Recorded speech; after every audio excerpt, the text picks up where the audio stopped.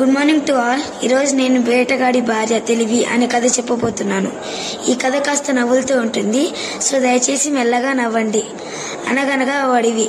అడవి పేరు నల్లమల్ల. నల్లమల్ల అడవిలో ఒక కోతి ఉండేది. ఆ కోతి పేరు టుట్టు. టుట్టు రోజు ఒక చెట్టు మీద నుంచి మరో చెట్టు మీదకు దూకుతూ ఆ చెట్టు పండు తింటూ ఉండేది.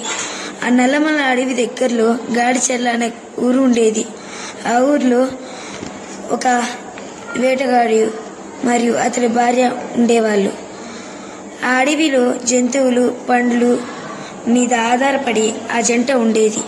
ఒకరోజు వేటగాడు భార్యతో ఇలా అన్నాడు, "ఒసే, నేను అడవికి పోయి వస్తా, ఇంట్లో జాగ్రత్తగా ఉండు" అంటూ వీడ్కోలు చెప్పి తనకి ఈరోజు విందు ఏమిటో ఆలోచిస్తూ ముందుకు సాగాడు.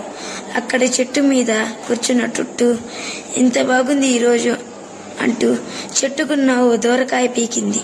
ఆ శబ్దం విన్న వేటగాడు, "ఏదో జంతువు అయి ఉంటుంది" అంటూ వేగంగా ఆ స్థలంకి వెళ్ళాడు. టుట్టు కాలు చూసి జింక కాలు అనుకుని బాణం వదిలాడు. పాపం టుట్టు బాధతో "అమ్మా" అంది. అప్పుడే వేటగాడి భార్య నల్లమల్ల నదిలో నీళ్లు తీసుకుని వెళ్దాం అనుకుని ఆ నదికి వచ్చింది. టుట్టు కేకలు విని అక్కడికి వెళ్ళింది. ఆ వేటగాడు అక్కడ అయోమయంగా అటు ఇటు చూస్తున్నాడు. విషయం అర్థం చేసుకున్న వేటగాడి భార్య తన కొంగు చింపి టుట్టు కాలుకు కట్టి బాధతో "క్షమించు" అంది. టుట్టు లేచి నవ్వుతూ కుంటుకుంటూ వెళ్ళి చెట్టు కింద కూర్చుంది. వేటగాడి భార్య దండం పెట్టి టుట్టుతో స్నేహం కుదుర్చుకుంది. ఆ తర్వాత ఇంటికి వెళ్ళి, "ఇలా జంతువుల మీద దాడి చేయకూడదు బావా" అంది.